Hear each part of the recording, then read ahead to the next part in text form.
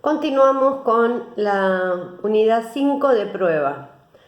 En esta parte nos queda diferenciar lo que son los medios y los modos probatorios, porque sería la puerta de entrada para ver qué dispone nuestro Código Civil y Comercial. Los medios es la prueba en sí, ¿sí? Son todos aquellos elementos tendientes a acreditar la existencia de los hechos, como dijimos al principio, en este caso también, como acreditar la existencia de un contrato. Es decir, van a ser los instrumentos públicos, los instrumentos privados, firmados o no firmados, las presunciones, testigos, ¿sí? Las pericias. Bueno, todos esos constituyen los medios probatorios. ¿Y qué son los modos probatorios? Es puntualmente la forma, ¿sí? Es decir, la forma en que van a ser llevados adelante la producción de esos medios probatorios. Entonces aquí la diferenciación de dónde se dispone cada uno de ellos. Si hablamos de medios probatorios, por una cuestión de igualdad de todos ante la ley, una igualdad que nos marca la Constitución Nacional, los medios deben ser dictados, propuestos por los códigos de fondo, aplicables a todo el territorio. Ahora, cuando hablamos de modos probatorios, es decir, cómo se va a producir ese medio, eso es competencia de los códigos de procedimiento, que es la competencia delegada a las provincias también por la Constitución Nacional, ¿sí? Cada provincia dicta su código de procedimiento y conforme sus costumbres es donde determinan de qué manera se van a producir los medios probatorios. Entonces, supónganse, tenemos el medio probatorio de testigos, ¿sí? Bien, si ese es el medio probatorio, la prueba testimonial, el código de procedimiento lo que va a decir es cómo se va a producir esa prueba testimonial. Es decir, cómo deben ser citados los testigos, cómo debe ser el interrogatorio, cuáles son los plazos para presentarlas, cuál es el momento oportuno. Eso es lo que disponen los códigos de procedimiento. Por eso esa diferencia entre medios y modos probatorios. Nuestro código establece, ¿sí? Nuestro código actual establece amplitud probatoria. ¿Qué quiere decir esto? Que cualquier medio probatorio que no ofenda el orden público, la moral y las buenas costumbres va a poder ser aportado dentro de un expediente, ¿sí? Esa amplitud probatoria es un gran cambio que tenemos a lo que decía el viejo código.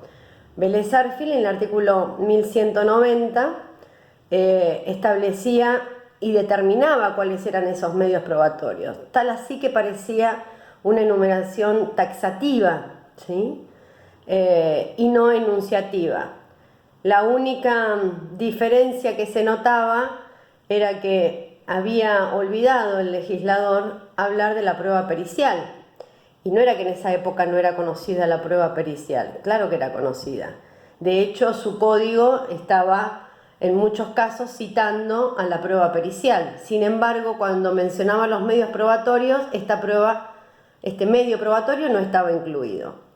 Eso hacía que la doctrina estuviera dividida y dijera, no, el artículo 1190 no era taxativo, ¿sí? Era meramente enunciativo, ¿sí? Si no nos hubiese olvidado de la prueba pericial. Claro, pero hoy la actualidad nos hace hablar de que existen muchas posibilidades de acreditar los hechos, ¿sí? Muchos medios no conocidos en su momento por Vélez Arfield, pero sí conocidos con la actualización, o sea, con el nuevo código a partir del 2015. Sin embargo, no están incluidos, no se optó por el sistema de enumerar medios probatorios, sino que se estableció un principio general, ¿sí?, de amplitud probatoria. Por eso decimos que todo aquello que no ofenda al orden público va a poder ser tomado como instrumento y va a poder ser merituado por cualquier juez, ¿sí?, en cualquier juzgado. Les quiero leer el artículo 1019 del Código como para que puedan comparar con lo que hemos hablado en el video anterior, lo que hemos hablado del sistema de apreciación de la prueba y cómo lo vamos a aplicar. Y sobre todo marcar lo importante del 1019, que es lo que nos da esta novedad legislativa de la amplitud probatoria. Nos dicen, medios de prueba. Los contratos pueden ser probados por todos los medios aptos para llegar a una razonable convicción según las reglas de la sana crítica, ¿sí? Acá hace una mención directa a lo que mencionamos como sistema de apreciación de la prueba, la sana crítica. Nos dice, y con arreglo a lo que disponen las leyes procesales, excepto disposición legal que establezca un medio especial, ¿sí? Tiene mucha claridad el artículo. Sin embargo, la segunda parte de este artículo 1019 son dos artículos que vamos a ver de prueba, son los únicos dos que tenemos, el 1019 y el 1020. La segunda parte del 1019 nos dicen, los contratos que sea de uso instrumental no pueden ser probados exclusivamente por testigos. Esta es la parte compleja quizás de este artículo, porque al hablarnos de los contratos que sean de uso instrumental, el legislador no se sabe qué es lo que quiso decir. Se trata de hacer una interpretación de que lo que se quiso mencionar es decir que los que son habitualmente contratos que llevan o conllevan un instrumento. Claro, pero nos deja una duda porque las interpretaciones pueden ser muy diferentes de cuándo un contrato tiene que ser instrumentado y cuándo no, ¿sí? ¿Y por qué nos dicen que esta es la parte que nos interesa en este momento, ¿no? Dice, no pueden ser probados exclusivamente por testigos. Acá lo que nos interesa de esta parte, o lo que me interesa transmitirles de esta parte, es respecto a la prueba pericial. Fíjense que se pone un límite a la prueba pericial. La prueba pericial nos está diciendo que va a estar limitada cuando haya contratos que podemos decir, no sé si de importancia, pero contratos que es dable, puede ser por la cuantía económica, puede ser si se trata de determinados bienes, ¿sí? Pero lo importante es que para esos contratos que lo que está queriendo transmitir el código es que son importantes por algún hecho y por los cuales normalmente debería realizar un instrumento, no van a poder ser probados exclusivamente por testigos. Es decir, necesitan otros medios probatorios para acreditarse, ¿sí?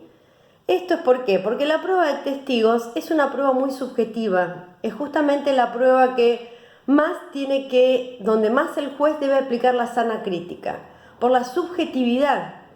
El testigo no está siempre en las mismas condiciones, no solamente educativas, sino en la preparación, si un testigo maneja cierto nerviosismo, si un testigo tiene demasiada tranquilidad, si un testigo no interpreta el tipo de pregunta que se le está manifestando, o si cree una situación diferente a la que se le está planteando, ¿sí?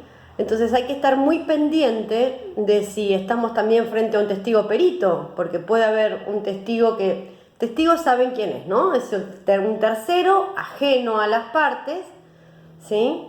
Y que pudo haber percibido algo a través de sus sentidos, cualquiera de sus sentidos. Entonces, bien, claro, va a manifestar conforme lo que él cree que fue su percepción. Muchas veces esta percepción es errónea.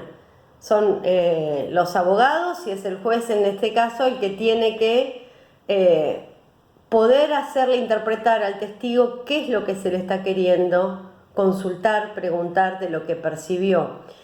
Y no que llegue a un momento donde él crea que está hablando sobre algo que percibió cuando en realidad simplemente lo imaginó en base a otras percepciones, ¿sí? Siempre contamos el mismo caso, muy rapidito, porque estos tiempos no se pueden con los videos, ¿no? Pero si uno es testigo de un accidente automovilístico y dice, sí, yo soy testigo, yo vi cuando uno de los autos pasaba el semáforo en rojo. Ah, ¿usted vio? Le puede uno preguntar, ¿no? ¿Usted vio el accidente? Sí, porque yo estaba de espalda, sentí el ruido, me di vuelta y vi cómo el auto rojo pasaba el semáforo en rojo. Claro, no, si estaba de espalda, escuchó el ruido, ¿sí? Y luego miró, aunque sea una milésima de segundos, quiere decir que no vio el accidente, porque el primer sentido que estuvo en juego fue el auditivo. Por lo tanto, en esa milésima del segundo, el semáforo pudo haber cambiado de rojo a verde, de verde a rojo, lo que quiere decir que él estaría imputando a uno de los automóviles el haber pasado el semáforo en rojo cuando en realidad no percibió eso. Percibió un ruido y luego observó a través de la vista cómo siguió el accidente. Pero quizás el testigo no se da cuenta, por eso no es que estamos hablando del testigo de mala fe. El testigo de mala fe tiene su falso testimonio. Ese no es el tema. El tema es que el testigo de buena fe puede a veces confundir lo que realmente pudo haber percibido. Y ahí es importante la sana crítica, fundamental y sustancial, ¿sí? Bien, otro tema que refiere a la prueba, que es el artículo 1020, son los casos de excepción.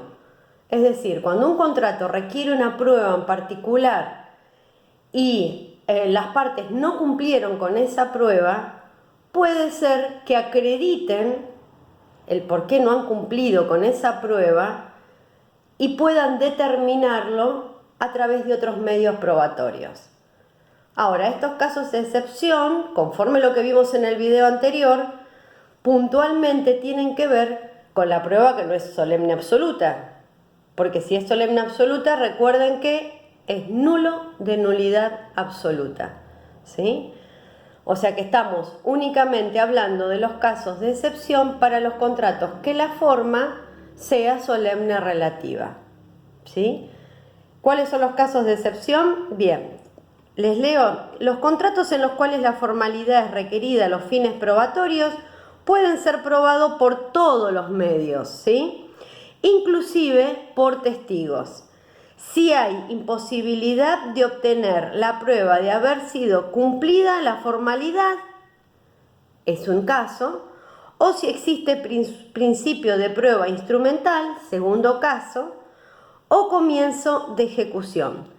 Ahí tenemos los tres casos de excepción para poder acreditar por cualquier medio un contrato que requiere una forma, ¿sí? No de las solemnes, sino de las relativas, ¿sí? Volvemos a repetir. En el caso de comienzo de ejecución del contrato, que existe un principio de prueba instrumental o existe una imposibilidad del cumplimiento de la forma. Esa imposibilidad tiene que ser una imposibilidad realmente que uno pueda acreditar exactamente cómo se dio esa situación. Puede ser por un hecho de público y notorio conocimiento, puede ser porque el contrato se celebró en una situación catastrófica, ¿sí? Pero primero voy a tener que acreditar, si no es de público y notorio, esa situación que hace imposible o que hizo imposible el cumplimiento de la forma.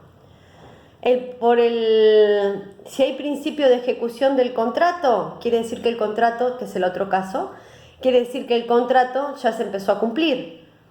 Por lo tanto, al haber un principio de ejecución, la otra parte, quien no ha cumplido, va a poder acreditar por cualquier medio, va a poder acreditar por cualquier medio la existencia del contrato. ¿Por qué? Porque ya tuvo su prestación, él ya ha realizado su prestación.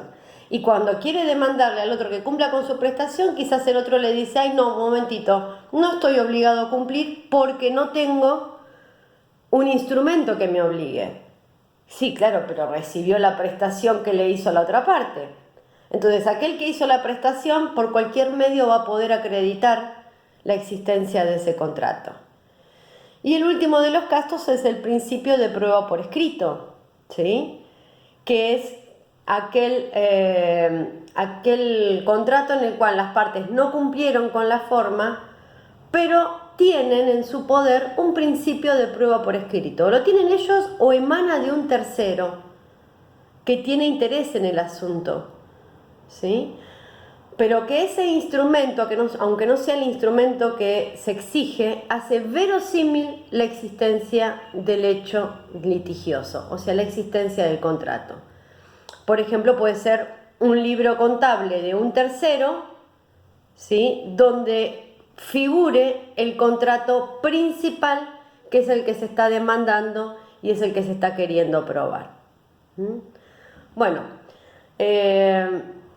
hasta aquí es lo que rápidamente se puede hablar de prueba. Seguimos en contacto y seguimos este tema por otros medios, ustedes ya los conocen, y en el próximo video. Nos vemos, hasta luego.